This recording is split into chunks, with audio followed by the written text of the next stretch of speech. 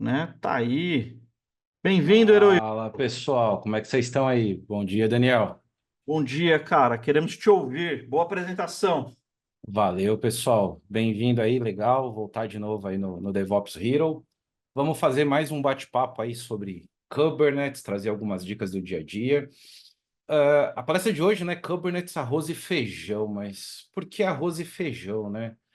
Uma das coisas que a minha esposa, né? Ela faz um feijão sensacional. E eu, quando eu montei esse dia, foi meio que uma homenagem para brincar com ela.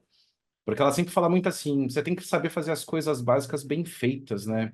E mesmo o arroz e feijão tem truque, né? Você pega o feijão dela, ela tem os truques dela de como fazer. Então hoje a gente vai passar aí por algumas dicas, algumas coisas de Kubernetes, que justamente assim, é um básico, é um feijão com arroz, mas se você souber fazer aquele feijão com arroz bem feitinho, é, vai dar tudo certo, as coisas vão ficar bacanas, vai funcionar. Então, o nosso bate-papo de hoje, pessoal, ele tem a ver com isso, tá? Apesar de ser um arroz com feijão, a gente não deveria encarar isso como um arroz e feijão, tá? Bom, vamos lá. Deixei aí na tela rapidamente o meu LinkedIn, também está lá no Resource para vocês poderem pegar. Então, muito fácil de me encontrar no LinkedIn, Heroilton Borges. Atualmente eu trabalho como um Technology Specialist na área de Azure Core. Então, toda a parte de Azure Infrastructure, Network, é a minha área de especialização como um arquiteto especialista, tá? Então, para quem quiser ir fazer esse bate-papo, tá aqui rapidinho o meu LinkedIn. E legal, pessoal. Vamos passar por alguns temas, tá? Então, vai ser bastante mão na massa. Eu só peço assim, eu não estou olhando o chat agora. Então, se alguém for colocar alguma pergunta, eu só peço, por favor, usa ali o perguntas e respostas, tá? Porque eu estou monitorando ele para a gente ir conversando. Bacana, pessoal. A gente vai falar algumas coisas que elas se aplicam para o mundo de Kubernetes, algumas coisas que são de serviços gerenciados, como é o caso do Azure Kubernetes Services. Então, o que que é um arroz com feijão? O que que é uma coisa bem feita que, se eu seguir, eu vou ter tranquilidade no meu dia a dia? Muitas vezes eu vou tentar resolver um problema e eu vou pensar em coisas complexas, e existem coisas que a própria tecnologia ou o provedor de nuvem resolveu. Então, eu conhecendo esses conceitos, eu consigo resolver. E o primeiro que eu quero trazer para a gente fazer esse bate-papo, né? Estava até conversando com um colega hoje de manhã. A gente fala muito de Zero Trust. Zero Trust tem alguns pilares, e um desses pilares é o que a gente chama de identidade. O que é muito comum quando a gente vai administrar o cluster do Kubernetes, e eu estou fazendo isso, tá? Eu tenho aqui um cluster, me avisem se a tela tá de boa, depois eu vou dando um zoom aqui. O que eu tenho no meu cluster aqui? Eu tenho uma conta local de um usuário administrador e eu estou fazendo a administração do cluster usando essa conta. É o melhor caminho? A resposta é não. Eu deveria estar entregando para cada um dos usuários. Me avisa, pessoal, quando eu dou esse zoom aqui, se esse zoom fica bonito para vocês enxergarem, tá? Porque senão eu tento dar uma aumentada no scroll aqui da tela e a gente vai trabalhando. Então, eu não deveria estar usando essa conta. O que que eu deveria fazer aqui, tá? Quando a gente olha para uma solução em nuvem, eu não preciso me preocupar, por exemplo, o Kube API, né? Quando a gente mexe no YAML do Kube API, ele prevê que eu posso passar um provedor de identidade de OpenID Connect. Por quê? Nativamente, o Kubernetes ele não faz gestão de usuário. Ele trabalha num conceito baseado em emissão de certificado, ele tem um conceito muito peculiar. Só que isso muitas vezes não escala. Você não vai ficar criando certificados, contas locais no Kubernetes para gerenciar. O que que a gente vai fazer? Eu vou usar o Azure, o Entra ID, o Microsoft Entra ID, que é o nosso serviço de Identity Provider em nuvem, para poder integrar no cluster. Então, veja, durante o deploy desse ambiente desse cluster aqui, ó, eu estou dizendo para ele, ó, habilita a integração com o Azure AD. Eu já vou definir um grupo de administrador padrão. Então, eu peguei um grupo, a gente vai ver esse grupo daqui a pouco. E qual é o ID do meu tenant do Azure AD? Cara, não preciso mexer em nenhuma outra configuração, coisas complexas do cluster. A parte de implementação do serviço gerenciado vai fazer esse trabalho por mim. E o que que vai acontecer, né? Olha que legal. Eu vou lá no portal, eu vou aqui no Access Management, e existem algumas roles que eu vou controlar quem pode acessar o kubeconfig desse cluster. Existem duas roles, a de administrador e é de usuário comum. Ou seja, quando eu aplico essas roles, por exemplo, aqui, ó, eu tenho uma de cluster Azure Kubernetes Services Cluster User Role, que eu entreguei essa role para um grupo lá no meu Entra ID chamado AKS Developers. E lembra aquele parâmetro que estava lá na implementação do cluster, que eu coloquei um grupo como administradores default do cluster? Vamos pegar aqui o Entra ID, trazer o Entra ID para cá. Eu tenho um grupo de administradores, que é aquele Object ID que eu especifiquei lá na configuração do cluster. Então, a primeira camada de proteção que esse cluster vai ter aqui é quem pode baixar o kubeconfig. Então, por exemplo, eu estou com um usuário não administrador, que eu estou logado. Se eu tentar baixar o kubeadmin da conta local com o /admin, o que ele vai dizer para mim? Olha, o usuário Félix, ele não tem permissão de baixar o kubeadmin que dá acesso de uma conta local. E, inclusive, eu posso desligar esse suporte, tá, pessoal? Eu posso vir aqui na configuração do Cluster Configuration do Kubernetes. Então, eu vou lá no menu de Settings, Cluster Configuration. Aqui está a parte daquela definição, né, que eu fiz pela linha de comando de estou usando o Entra ID. Eu, particularmente, gosto de usar o RBAC ainda dentro do Kubernetes, mas eu poderia integrar também esse RBAC usando o RBAC do portal para poder fazer essas permissões.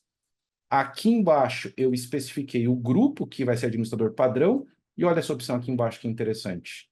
Eu posso desligar o suporte dessa conta local. Para efeitos da demo, para poder brincar aqui, eu deixei, mas num ambiente real, normalmente esse cara aqui estaria desmarcado. A gente não usaria contas locais. Então, se o Heroilton vai administrar o ambiente, o Heroilton vai usar a conta dele corporativa para acessar. Se o Zé da Couve vai acessar alguma coisa, o Zé da Couve vai pegar a conta dele. Então, bacana. Tenho lá as permissões bonitinhas, né? O meu RBAC está feito. O usuário do Félix, ele está dentro desse grupo de desenvolvedores. Então, qual é a role que eu vou deixar, né? Qual é o kubeconfig? E aqui é muito interessante, porque aqui eu não estou determinando as roles de trabalho dentro do Kubernetes. A gente vai ver a questão de role bind. Aqui eu estou dizendo, todo mundo que estiver no grupo AKS Developers pode baixar o kubeconfig para poder acessar esse Kubernetes, e aí baseado nas RBACs que ele tiver. Então vamos validar se isso é verdade? Eu já sei que o admin ele não vai deixar baixar. Agora, se eu tirar o /admin, o Félix Feliz vai conseguir baixar um kubeconfig. E se eu olhar esse kubeconfig do Félix Feliz... Ah, os meus eles. Peraí, deixa eu trazer um negocinho para me ajudar aqui. Deixa eu só fazer um negócio para pegar os meus eles.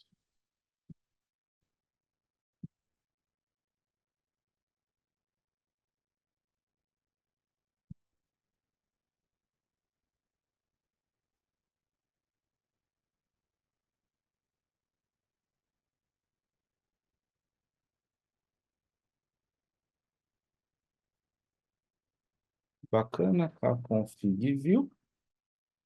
Olha que diferença esse config view, tá vendo? Ele é maior e ele é diferentão do config view tradicional. O que vai acontecer? Ele vai usar um cara chamado kubeLogin. Isso aqui é uma extensão do kubectl. E aí depois, até o Rodrigo perguntou do passo a passo, depois eu vou compartilhar no chat alguns links, algumas coisas que tem essas informações, tá, Rodrigo? Então, por exemplo, o kubeLogin, ele nada mais é do que uma extensão, pessoal, que eu instalo para poder gerenciar. E quando eu uso o Azecli, por exemplo, o Azecli, ele já tem um dos módulos pro AKS de instalar tanto o kubectl quanto o kubeLogin. Então, como eu estou usando um ambiente que já tem, ó, se eu rodar o Azecli pedindo para ele fazer a instalação das ferramentas de administração, ó, ele já baixa o kubectl e ele já baixa o kubeLogin para mim.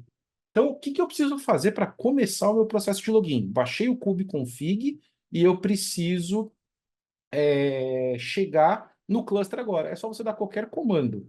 Dei qualquer comando, no caso o meu KG, ele é um alias de kubeget. Então, eu dei um kubeget node, eu falo, você precisa se autenticar, você não está autenticado.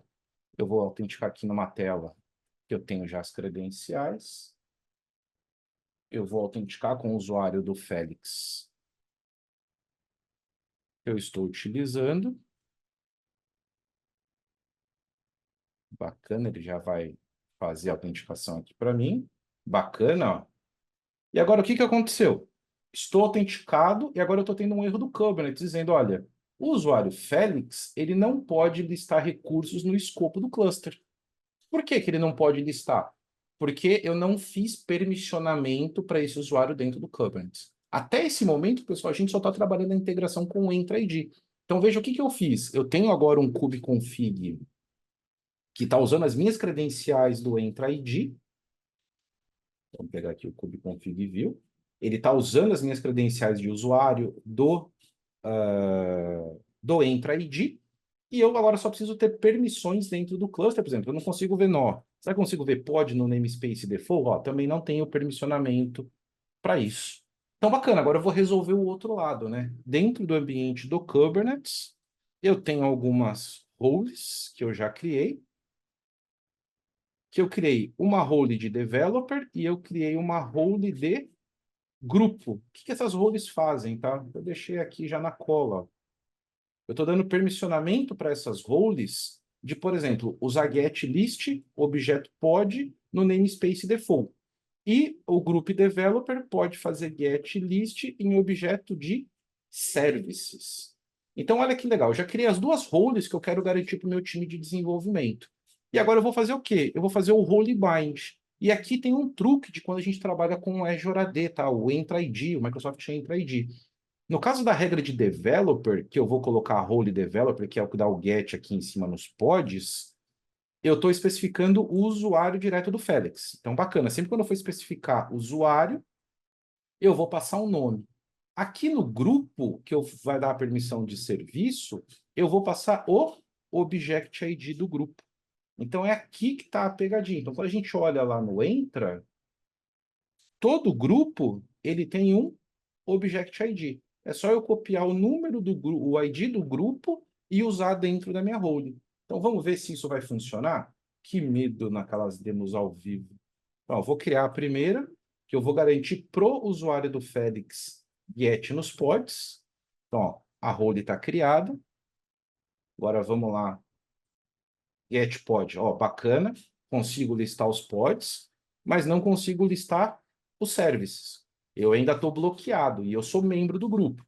Então, o último passo que eu tenho que fazer aqui, criar o role bind de grupo, especificando lá o Object ID do grupo.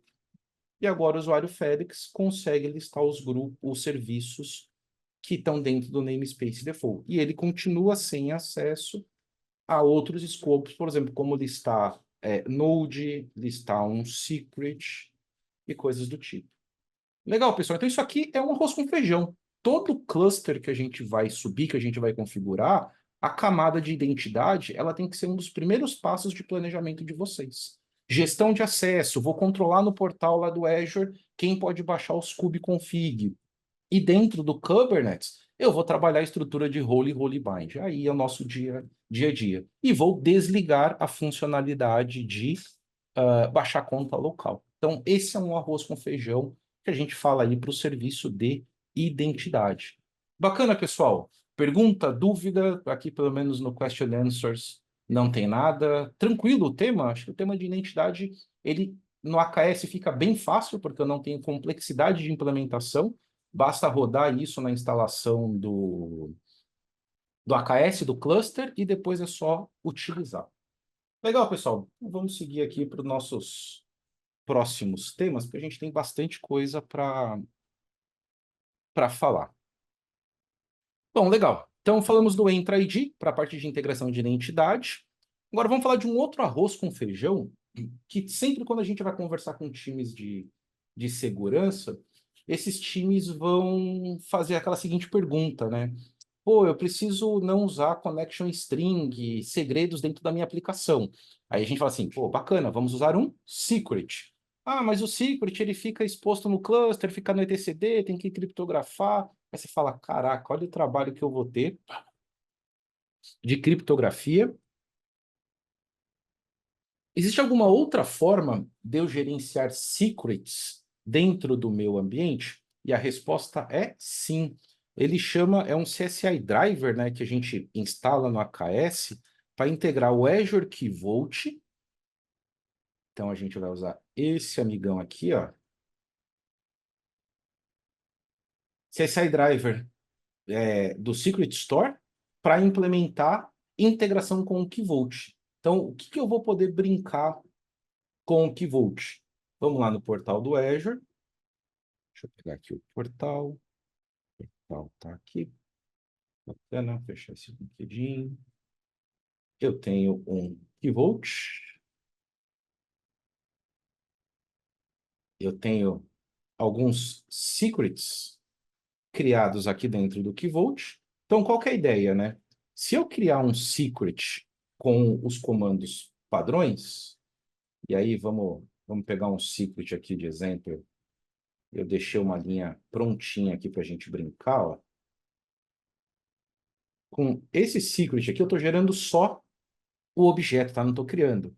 Tudo isso aqui não está criptografado, isso aqui nada mais é do que um base 64. Ele só converte para base 64 e coloca isso dentro do secret. Então, eu consigo vir aqui e dar um echo nesse cara, base 64 menos D, e eu vou descobrir a informação aqui. Então, ou seja, como isso fica escrito no etcd, como é o banco de dados do Kubernetes, se alguém conseguir uma cópia do etcd ou conseguir acesso, vai conseguir pegar. Como é que eu posso fazer isso ficar dinâmico? Primeira coisa, eu instalo um add-on. Então, existe no procedimento de uso, você vai instalar um serviço de add-on do Circuit Store. Então, lá no processo de criação do Kubernetes, você vai passar para ele aqui, ó, Enable add-on, e vai dizer, eu quero o add-on dos secrets. Isso aqui, pessoal, abre uma pergunta bem interessante, que é um feijão com arroz legal. Que outros add-ons eu tenho disponíveis no AKS, tá? Porque qual que é a diferença? Eu poderia instalar isso via pacote Helm, eu poderia instalar muitos desses add-ons direto dos pacotes da comunidade. Mas quando a gente usa o add-on, e aqui está abrindo o site dos add-ons, quando a gente usa um add-on integrado com o AKS, que ele é gerenciado pela Microsoft, eu tenho um suporte para esse add-on. Então, quando eu uso a versão de comunidade eu vou buscar suporte na comunidade. Eu vou subir a versão do Kubernetes, por exemplo, de 1.27 para 1.28 para 1.29, eu tenho que validar compatibilidade. Quando eu faço a instalação de alguns produtos via add-on, isso já acontece automático quando eu subo o cluster, eu tenho suporte da Microsoft. Então, por exemplo, que add-ons super interessantes e eu gosto muito aqui. Integração do Azure Policy. Aqui, para quem gosta de usar Gatekeeper, que é fazer baseado em OPA, né, em Open Agent Policy, você consegue criar as policies dentro do AKS para poder fazer guardrail. Só que ao invés de você ficar criando os objetos no Kubernetes, você vai usar o nosso portal de Azure Policy e vai aplicar os constraint definitions via portal do Azure. Então, você consegue fazer isso para 2, 3, 4 clusters de uma única vez. Que outro add-on que eu gosto bastante? O do Kida, para quando a gente fala de scaling. Eu quero trabalhar com scaling que não seja só baseado em HPA, em memória, em CPU. Então, eu quero ter, por exemplo, eu quero monitorar uma fila, eu quero monitorar request. Então, o Kida. Então, legal trazer o Kida gerenciado dentro do add-on. Então, isso aqui, pessoal, é muito legal. Existem outros add-ons e extensions, tá? Então, por exemplo, eu quero instalar um Istio gerenciado, eu tenho o Istio lá, ele não está nessa lista, mas ele já é uma extensão gerenciada. Eu tenho o Flux, ou seja, todo mundo usa muito Argo CD. A Microsoft disponibiliza o Flux V2, suportado dentro de um add-on, já vem instalado bonitinho dentro do AKS. Isso aqui é uma dica bem legal. E aí, bacana, como é que eu uso isso, tá? O mais importante desse uso é esse objeto aqui, ó. A gente criar um objeto do tipo Store Provider Class. O que eu vou dizer nesse objeto? Eu vou dizer para ele qual é o key vault, qual é o key vault que eu quero acessar, qual é a credencial. Aqui eu estou usando uma credencial de User Managed Identity para acessar esse key vault. Então, esse key vault, essa conta aqui, o 2B1, ela foi criada durante o setup do cluster. E na hora que eu olho a parte de permissionamento do cluster, aqui do Key Vault, ele vai abrir aqui a permissão para mim, ó. Ah lá, aquela conta. As contas que são do cluster, eu tenho elas com permissão de Secret User e Certificate User, para poder ler. E eu poderia gerenciar isso aqui via os permissionamentos RBAC. Então, ou seja, melhora a minha automação, eu posso, tudo que está relacionado a portal, eu consigo colocar dentro da automação. E aí, embaixo, eu vou dizer para ele, olha, esse primeiro Object Array aqui, quais são os secrets que eu vou trazer lá do Key Vault para dentro do cluster, e aqui eu vou montar como volume, essa primeira seção ele montaria como volume dentro do pod, e eu tenho uma seção aqui mais embaixo, que eu estou criando o objeto propriamente do secret. Então, ele vai criar dois secrets para mim, o DB secret e o PG SQL secret. Então, pô, que legal. Quer dizer que agora eu não tenho Kaget secret. Ó, eu não tenho nenhum secret implementado. O que acontece? No momento em que eu provisionar o pod e esse pod no startup dele, ele pediu secret, esse driver vai integrar com o Key Vault, vai baixar o secret, vai montar o objeto no Kubernetes e o pod vai poder usar. Se eu mato o pod, ele mata o objeto do secret. Então fica dinâmico essa implementação dentro do Kubernetes, tá? Então, vamos pegar aqui, ó. Eu tenho... vamos usar o deploy 2. Eu vou passar por algumas implementações aqui. Kubernetes. Key Vault. Legal. Vamos dar um kube apply aqui no deploy 2 YAML. Ele vai subir um deployment para mim. Ó, bacana. Ele já subiu o deployment. Vamos ver aqui. Ó, que legal. Ele já montou os secrets para mim. Ele montou os dois porque eu estou usando um arquivo só, tá? Se eu quisesse separar, porque cada aplicação que a gente vai usar aqui está usando, eu montei tudo num arquivo. Então, vejam que legal. Ele montou. E se eu matar o pod? Eu dei o kube apply, vamos dar um kube delete aqui. Eu vou matar o pod. O que acontece com o secret? Ó, o secret foi embora. Então, vejam, é um feijão com arroz, pessoal. Eu quero usar a gestão de secret, eu quero usar Key Vault, eu não preciso fazer esforço. Olha que interessante. Eu uso essa integração do Storage CSI Driver para poder integrar o meu Azure Key Vault ao meu ambiente do Kubernetes. Então, bacaninha. Vamos deixar esse cara rolando aqui. E aí, se eu der um exec dentro desse cara... exec... T menos menos, acho que esse cara é com bash. Opa.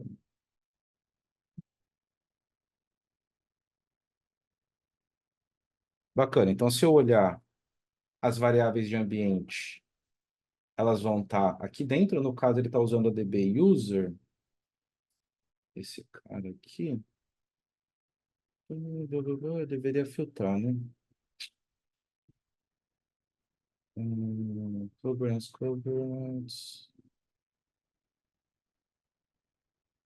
A DB user deveria estar aqui.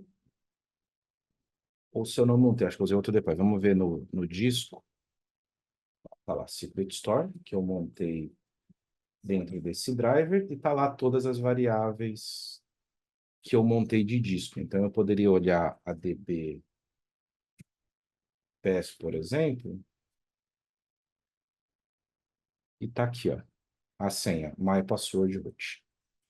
Acho que no deployment, que eu tenho alguns deployments desse cara aqui, o 2 eu estava montando... Ah, não, tá SQL user. Essa foi a variável. Vamos ver aqui. Tá lá. A variável está dentro, eu só não tinha visto que estava com nome diferente. DB user. Bacana, pessoal. Então, isso aqui é uma integração bem interessante dentro do ambiente. E aí, depois a gente vai falar da parte de network. E aí, dentro da parte de network, a gente vai montar uma aplicaçãozinha aqui, PHP, conectando com o banco Postgre, que a gente vai usar um pouco de tudo do que a gente falou. Legal, pessoal? Então, esse cara é bem interessante. Instala o add-on. O segredo está na construção do Secret Provider Class, onde você vai dizer em qual namespace você vai montar, o nome desse objeto, e aí quando você monta, né, esse array, você diz o que você monta via volume e o que você monta via objetos de secret. Bacana, pessoal? Então vamos continuar. Deixa eu ver o que tem de perguntinha. Eu posso alterar o tipo de autenticação de local account do IFRBAC para Entry ID? Quais cuidados devo ter? Ah, cara, boa pergunta. Eu acho que depois que a gente, sim, dá para trocar, porque aqui no portal ele vai provavelmente restartar algumas coisas e vai levar alguns minutinhos para fazer. Eu juro que você me pegou agora, Alexandre, mas se eu não me engano, sim, ele deixa trocar. Então, os cuidados que eu devo ter. Bom, se eu não vou ter mais a conta local, eu preciso fazer aquele passo a passo que nem eu fiz ali no meu setup. Eu criei um grupo lá no Entra ID para determinar como administrador e ele vai te obrigar a ter isso. E aí você vai ter um grupo de administrador. Depois disso, você só tem que editar todas as role binds que você fez para poder refletir a alteração. Porque muito provavelmente se você trabalha com algum conceito de RBAC e você criou certificados, fez os arquivos de usuários individuais, esse permissionamento RBAC vai estar vinculado a essa sua configuração. Então, o cuidado que você vai ter, pelo menos ter um administrador para você conseguir entrar, logar no cluster, e aí depois você vai ter que ajustar toda a sua estrutura de RBAC, tá? Então, não é nada muito complexo. Você pode vir aqui e realmente fazer, ele só não deixa, pode ser que esse é o ponto, talvez eu precisaria pegar um cluster que esteja com local, talvez ele não deixa trocar. E aí eu provisiono o cluster, um AKS de novo, mudo os workloads para lá e já até aproveito para acertar. Mas depois eu vou dar uma pesquisada, mas eu acho que deve rolar a troca assim. A princípio eu não consigo voltar. Voltar ele não deixa, mas eu acredito que ele deixa subir, tá? Nunca parei para olhar esse detalhe, não. Boa pergunta. Aí tem muita blá, blá, blá, bacana. Já falamos da segunda, tá? Bacana, pessoal. Deixa eu já matar. Depois eu vou dando response live. Outra coisa super interessante, essa foi até um caso que eu peguei com um cliente, e às vezes a gente bate cabeça e o negócio é até mais simples do que a gente imagina. Qual era o challenge? A aplicação precisava trabalhar com X44, saber o IP do requisitante, saber o que estava acontecendo e coisas do tipo. E o pessoal fazendo as chamadas, pegando a variável de IP remoto e vinha um IP que não era o IP do cliente, tá? Então, por exemplo, vamos mostrar esse cenário aqui. Vamos pegar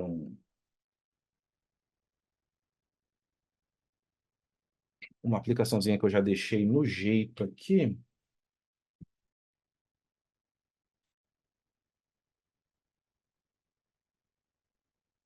Bacana, vamos aplicar esse deployment do Deploy Reader. É uma aplicaçãozinha que pega readers para mim, que está sendo chamada uma requisição, bacana. Eu já tenho um service implementado aqui, tá? Então, a gente vai falar de algumas diferenças aqui, mas a gente vai começar por esse get header aqui. Deixa eu até ver se esse cara... Não, esse cara tá bonitinho. Eu vou usar esse aqui, ó. Esse aqui eu sei que... Get SBC. Deixa eu só dar uma olhada aqui. A gente destrói e cria de novo. Ah, beleza. Para o que eu quero mostrar, esse cara aqui vai tá bom, mas eu quero...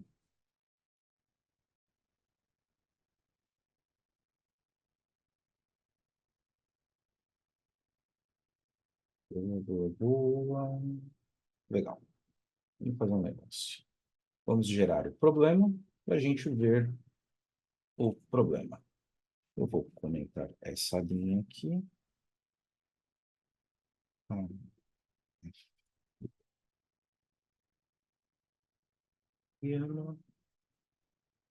beleza. E vamos ver se...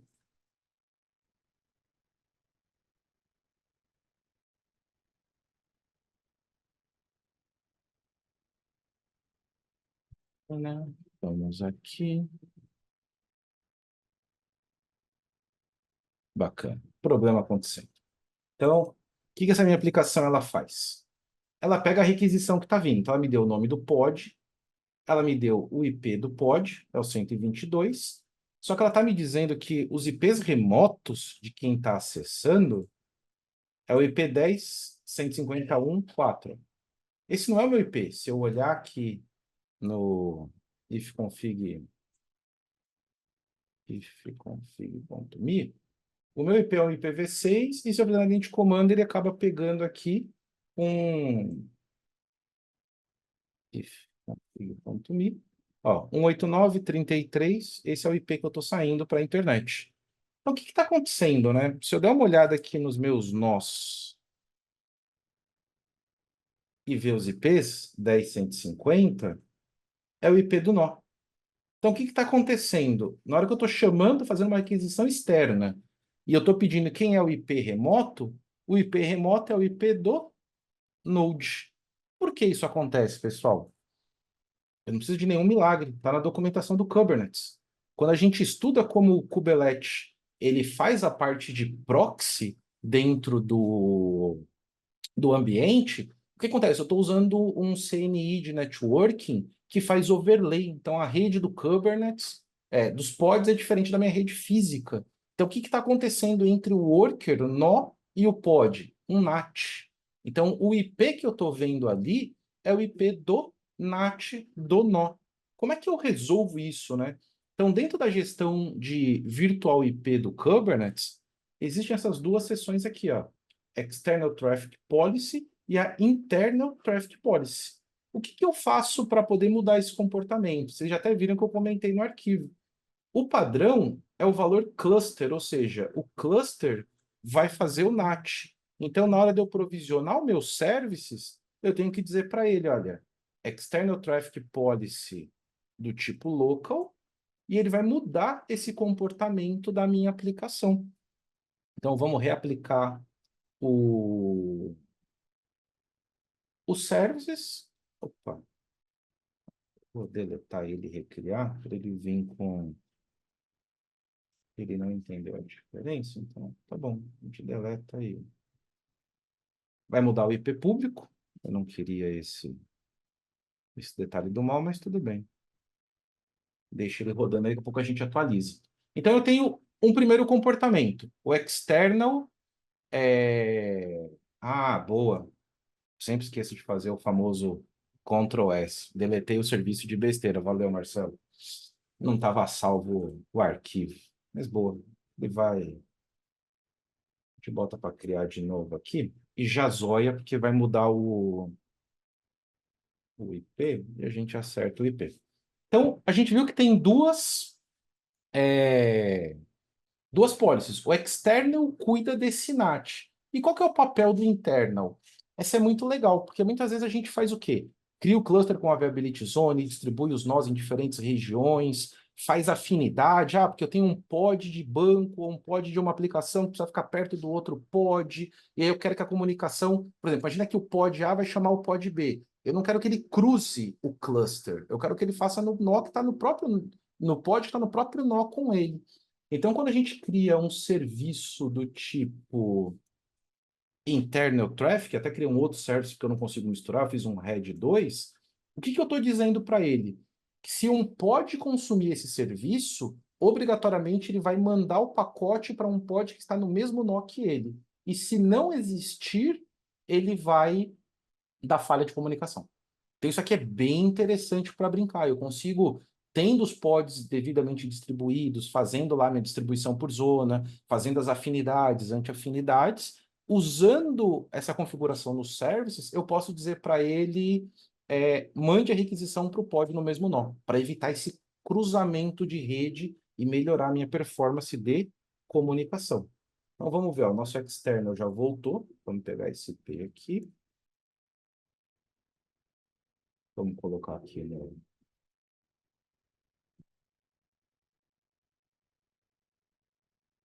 Ó, que bonito agora, ó. Ele está reconhecendo os IPs remotos. Sem muito frufru, sem precisar de muito recurso, tá? Legal. E aí, vamos falar do interno. Então, para isso, eu vou usar um pod interno aqui do meu ambiente. Opa. Eu criei um pod fake lá que está chamando get header, se não me engano, era 2 o serviço. Sem o traço.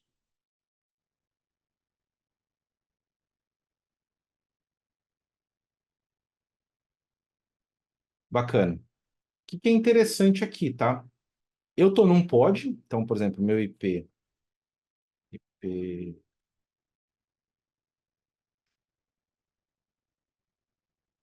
o meu IP é o final 73. Se a gente olhar os dois pods que eu tenho, o get pod menos o wide, do get header, é o final 22 e 97. E quem está junto comigo, né? Estou no pod temp, ó, eu estou no nó 6. Então é esperado que eu fique conversando com o 122, que eu não converse com o 197. Então, se eu fizer a brincadeira aqui, ó, de fazer um curl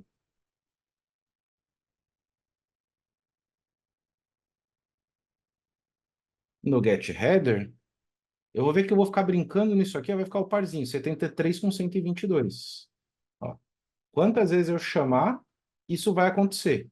Agora, se eu trocar para aquele outro services que não tem a configuração do interno, ó, o 22, e ele pode balancear em algum momento pro 97. Aqui eu estou cruzando o nó. Então vejam que legal. O external ajuda a desligar o NAT e o internal policy me ajuda a fazer essa amarração complementar de que se eu estou fazendo acesso a um serviço, né, um pod consumindo o outro, eu vou buscar que eles estejam no mesmo nó. Muito interessante isso, né? E aí vem a pergunta, e se eu tiver um egress controller, né? Se eu tiver um Nginx? Pessoal, isso não muda para a gente, tá? Eu tenho aqui um Nginx instalado. O que é importante a gente saber, tá? Durante o deploy do Nginx, eu tenho que fazer exatamente a mesma coisa. Isso vale para Envoy, para hproxy, não muda muito isso não, tá? O que eu preciso lembrar de fazer? Lá no YAML, a gente viu o YAML na sessão passada. Se eu olhar o values de implementação dele, eu vou ver que lá na seção de controller services, eu tenho a parte de setar, ó, o external policy. Eu até fui buscar isso lá no YAML, ó. Se a gente olhar o YAML do pacote do Helm do value deles, ó, eu consigo setar o external traffic policy. Bem interessante isso aqui. Esse cara já está implementado. Eu imagino que eu já tenho o meu objeto de egress devidamente implementado, está bonito. Então, a única coisa que eu preciso fazer aqui, pessoal, é chamar o IP20. Aqui, ó. E aí, o que muda quando eu só apresentei o load balancer? Ele está dizendo o IP local do pod do get header, que eu estou usando. Ele está trazendo o IP do Nginx e depois ele traz o x44 dizendo qual é o IP de cliente. E o que é interessante? Eu fui olhar no Nginx config, como que ele trabalha as variáveis, como é que ele passa. Eu estou usando uma aplicação em Python com Flask, então como que o Python com Flask captura essas variáveis. Então, na hora de criar o meu script para pegar esses valores, eu preciso olhar esses pontos, né? Como é que o meu load balancer, agora o Nginx, ele faz um papel de load balancer de camada 7. O balanceador do Azure, essa é uma pergunta muito comum, né? O balanceador do Azure, que é o nosso primeiro cenário, ele não modifica pacote, ele não tem essas alterações. E o pessoal fica muitas vezes pesquisando, como o balanceador do Azure envia o X44, que ele já envia por padrão. Eu não preciso, ele não mexe no pacote original. Ele é só um balanceador baseado em software. Então vejam que eu alterei aqui o external policy, e aí eu consegui descobrir não ter mais esse NAT, e o internal policy para proximidade. E uma última característica muito interessante de quando a gente trabalha com os serviços é o que a gente chama de headless, ou sem cabeça. O que é um sem cabeça, né? O que é um serviço sem cabeça? Todo serviço, quando a gente olha aqui no cluster, vamos dar uma olhadinha nos services aqui. O que eu tenho? Eu tenho um IP do cluster, do VIP desse balanceador, que ele vai transbordar para os pods que existem dentro do serviço, né, para os endpoints. Percebam que esse serviço que é o sem cabeça, ele não tem o IP do cluster.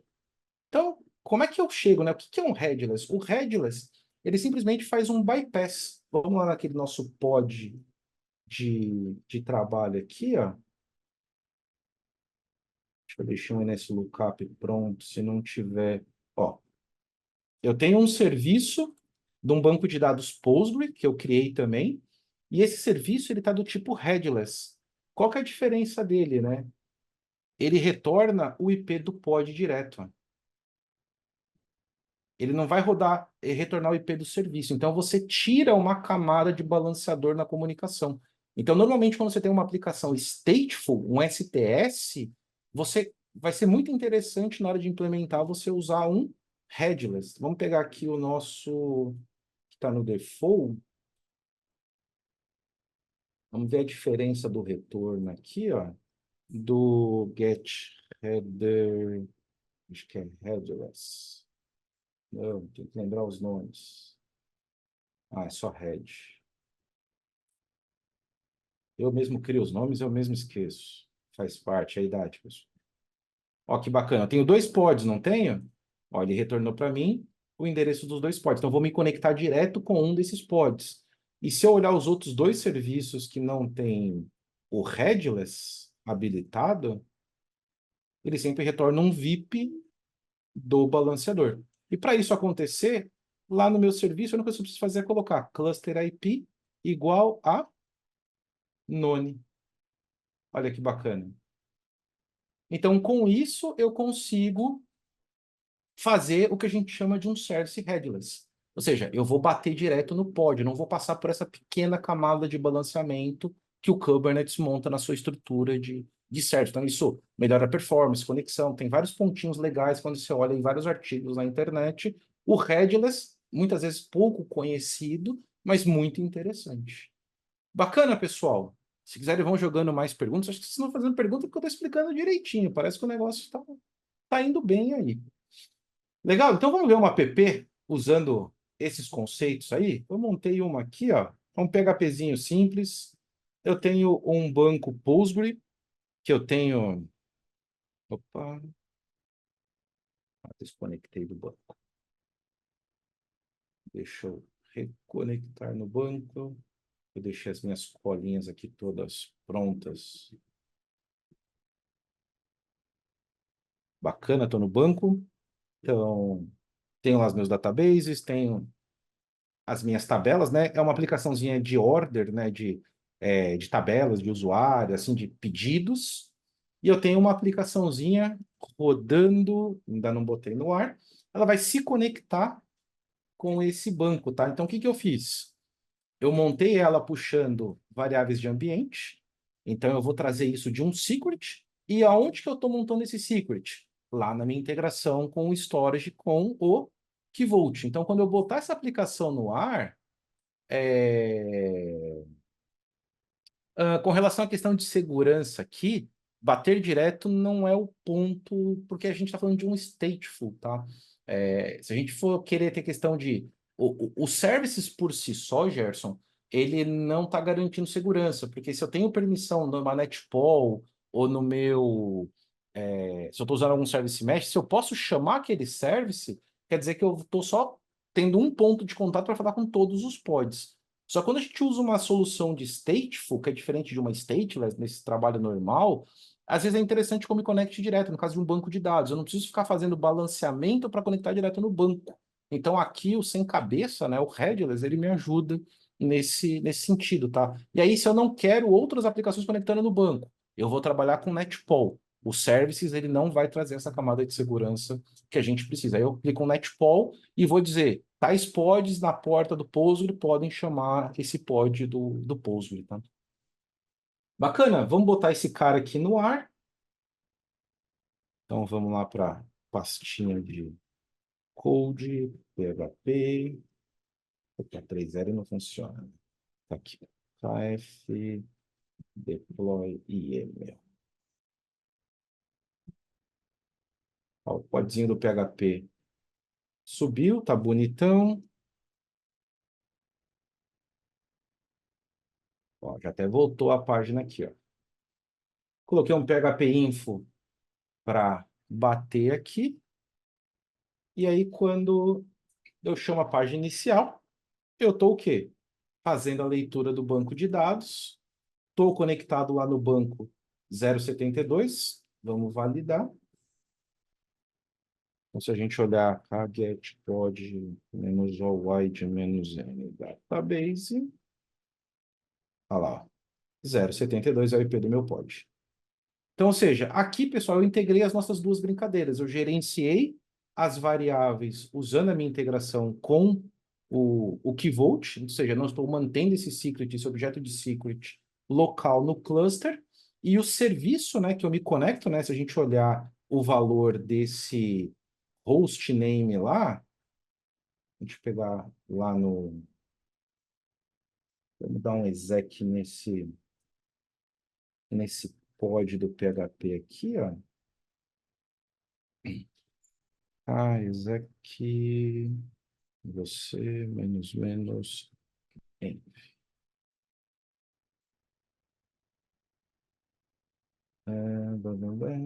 Aqui, ó. Eu estou usando aquele serviço do Headless para me conectar. Então, se eu pegar esse serviço aqui e olhar lá naquele nosso pod espião, aqui, vamos tirar. Aqui, ó, batendo direto no IP do serviço. Bacana, pessoal. Era isso que eu queria trazer para vocês hoje. Acho que existem algumas coisas bem interessantes no mundo de Kubernetes, de AKS, que são feijão com arroz. Elas são simples de você fazer, elas são simples de gerenciar, e às vezes a própria documentação, seja do provedor, seja do próprio Kubernetes, ela vai falar para você, cara, faz isso. Veja que com alguns comandos a gente resolveu aí vários challenges dentro do mundo de Kubernetes. Legal, pessoal. Vamos para o nosso Kahoot. As perguntas estão mamão com açúcar, viu? Para quem prestou atenção aí, vai ver que a gente vai brincar fácil nesse Kahoot aí, Daniel. E se você não viu minhas perguntas, a última pergunta é surpresa, hein? Opa, eu não costumo ver as perguntas para eu não correr o risco de eu falar a resposta durante o jogo.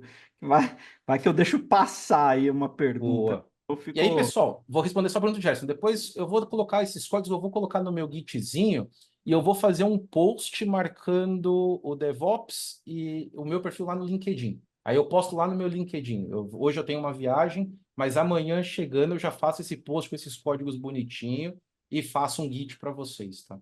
Bora lá, Daniel, com esse Kahoot eu tô ansioso, hein? Ora, vamos lá, vamos lá. Depois do Kahoot aí vem o Xelão. Então deixa eu compartilhar minha tela. Kubernetes, arroz e feijão antes do almoço é sacanagem, hein, pessoal, mas ficou legal, vai.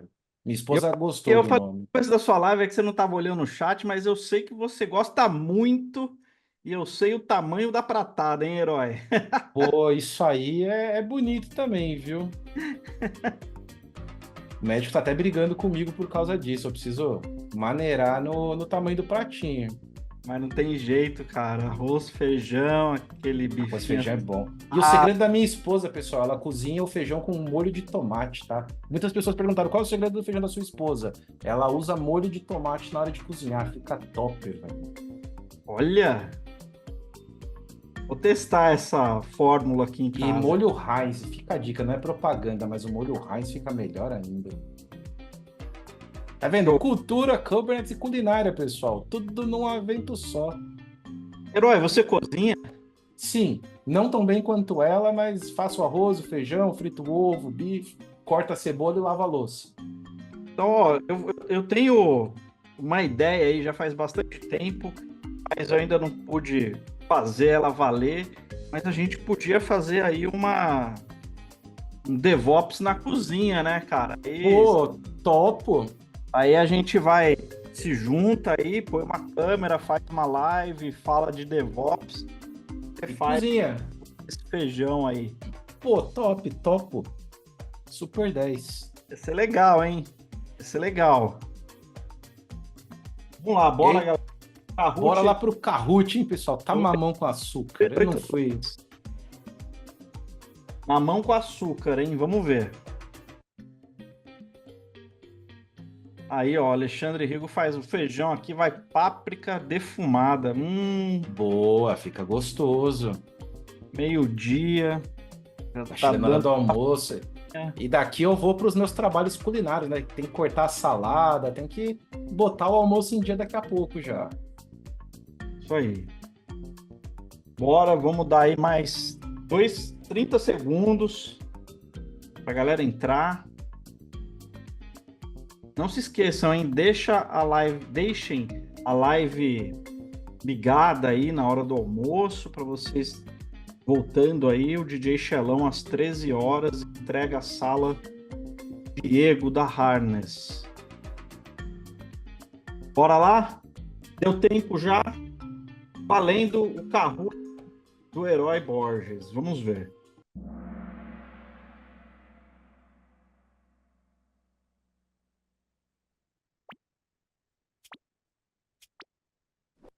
Primeira pergunta, hein?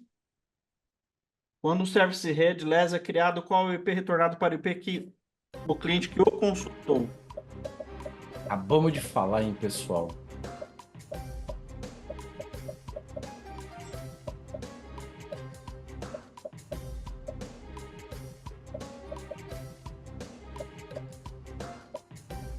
Essa não dá para errar, hein? Aí, ó, o IP dos Ô, pessoal. pods. Lembra que quando a gente fala do headless, é trazer o IP direto do pod, ele não tem aquele IP de serviço do service. Boa. Então vamos lá. Segunda pergunta.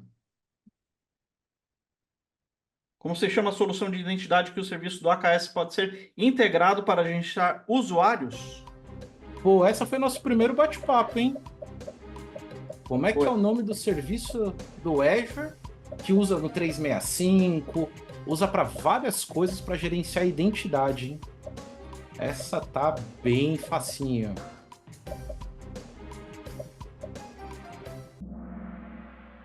Microsoft. Microsoft Entra ID. E vou falar, puta serviço esse da Microsoft, essa Active Directory reformulado, turbinado. Fantástico, fantástico. Uso muito. Produto legal esse, hein, Aeroilton? O Entra Pô, ID. eu trabalho bastante com Entra ID, com B2C, com External Identity. Então tem bastante coisa no serviço aí no leque de Entra ID, pessoal. Hoje aí é um dos melhores diretórios que existem. Bom demais. Vamos lá, terceira pergunta. Ao utilizar o Azure Key Vault Provider for Secrets, em qual momento o objeto do secret é montado no cluster AKS? Pô, a gente falou bastante, hein, pessoal? Na demo, inclusive, hein?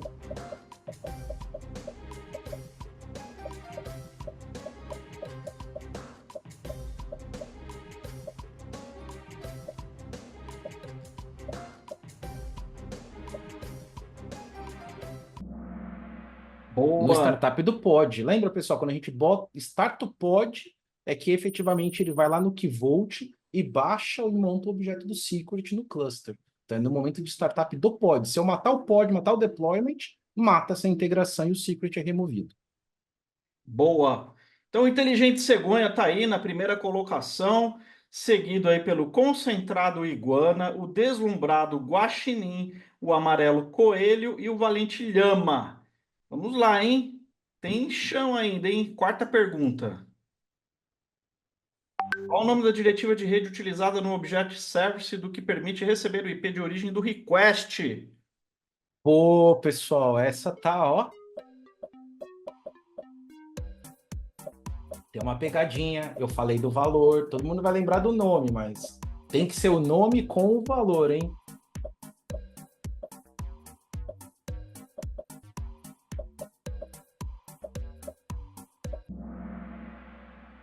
É o External Traffic com Local. O padrão dos services é cluster, então eu não preciso setar. Então, se eu quero mudar aquele comportamento para enxergar o IP de origem, eu coloco lá no service o External Traffic Policy igual a Local. Agora, essa é a última pergunta para o Daniel. Até o Daniel vai saber responder essa pergunta, pessoal. E porque aí, essa é a mais legal de todas. olha só, então, vamos ver, ó, o Valente Yeti tá vindo com tudo, tá na cola, mas o inteligente Koala, ou melhor, Cegonha, ele tá abriu uma vantagenzinha, hein, herói? Vamos lá, última. Boa. Essa, pessoal, não pode ter erro, hein? O evento mais aguardado pela comunidade, cheio de conteúdo top! Essa tá fácil. Não pode errar, pessoal. É o Nossa, nosso. essa quase da Macarena, hein, herói? É Nossa, isso aí. Essa era para fechar com chave de ouro hoje o nosso bate-papo. valeu, cara. Pô, que legal. Não sabia dessa pergunta, mano. Bom Eu demais. imaginei. Não sabia. Amigável Cachorro, terceiro lugar. Amarelo Coelho e Inteligente Cegonha. Show de bola, galera. Parabéns, parabéns. Aí, ó. Coloquem seus nomes aí, Rodrigo. Terceiro de novo. Bom demais. Parabéns, mano. Parabéns. Show. Que legal, cara. Que Isso aí. legal. Herói, valeu aí pela consideração aí. Fiquei surpreso e contente aí. Bom demais. Não, bacana. Um prazer sempre estar aqui com vocês. Me pinguem pelo LinkedIn, meu canal, que eu preciso continuar escrevendo um pouco mais lá. E, galera, até amanhã, final do dia, faça um post com o GitHub, tudo bonitinho, para vocês brincarem aí também. Legal? Daniel, mais uma vez obrigado, galera. Divirtam-se. DJ, manda música aí, porque a galera quer um.